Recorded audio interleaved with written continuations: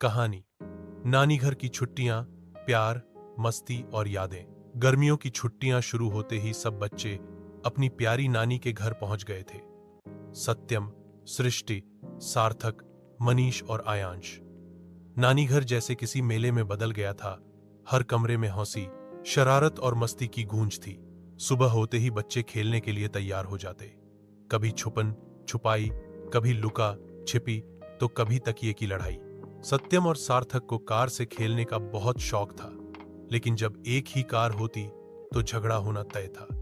सार्थक तो जिद पकड़कर रोने लगता, मुझे अभी यही कार चाहिए, और सत्यम आंखें तरेरता, पहले मैं खेलूंगा।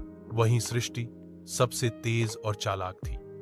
वो ज्योति के साथ मिलकर सबसे मजाक करती, कभी किसी की चप्पल छुपा देती तो कभी तकिए में गुब्बारे भर देती। जब लड़कों की हालत खराब हो जाती तो सबका शक सृष्टि पर जाता और वो मासूम बनकर मुस्कुरा देती, मैंने कुछ नहीं किया। मनीष थोड़ा बड़ा था, इसलिए कभी कभी सबको शांत करवाने की कोशिश करता, लेकिन खुद भी मस्ती में पीछे नहीं रहता। वो सबके लिए प्लान बनाता, चलो आज पेड़ के नीचे पिकनिक करते हैं, और फिर सब मिलकर नानी के बगीचे में बैठ जाते। सार्थक और आयांश दोनों अभी छोटे थे, इसलिए ज्यादा देर खेलने के बाद थक जाते। फिर धीरे धीरे चलते हुए बबीता मौसी के पास आकर आंखें मिचमिचाते हुए बोलते, कुछ खाने के लिए दो ना, और मौसी प्यार से उनके लिए पराठे या आम काट कर देती। फिर वही छोटे हाथों से खाना खाते हुए मुस्कुराते और थोड़ी देर में फिर भाग जाते। शाम होते होते सब एक जगह इकट्ठा हो जाते, कोई छत पर, कोई आंगन में। हंसी, शोर, मस्ती और ढेर सारी कहानियां, जिनकी यादें जिंदगी भर साथ रहने वाली थीं।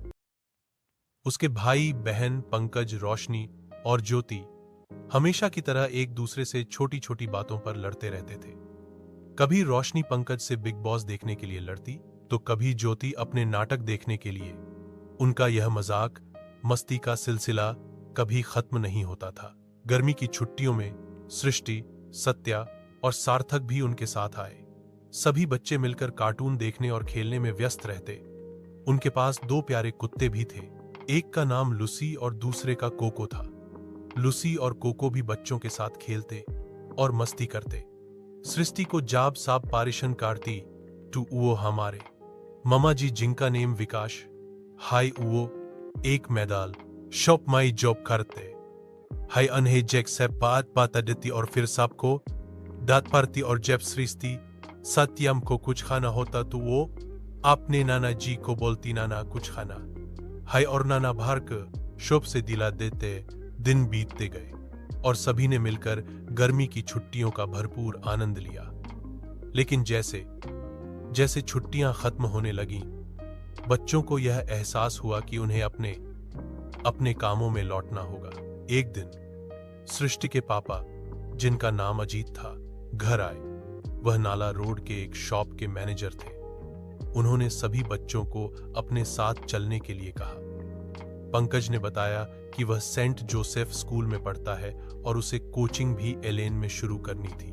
सभी बच्चे थोड़े उदास थे, लेकिन उन्होंने समझा कि अब उन्हें अपनी पढ़ाई और अन्य गतिविधियों पर ध्यान देना होगा। जैसे ही गर्मी की छुट्टियां खत्म हुईं, सभी ने अपने अपने काम में व्यस्त हो गए। हालांकि उनकी यादें और मस्ती भरे पल हमेशा उनके दिलों में रहेंगे।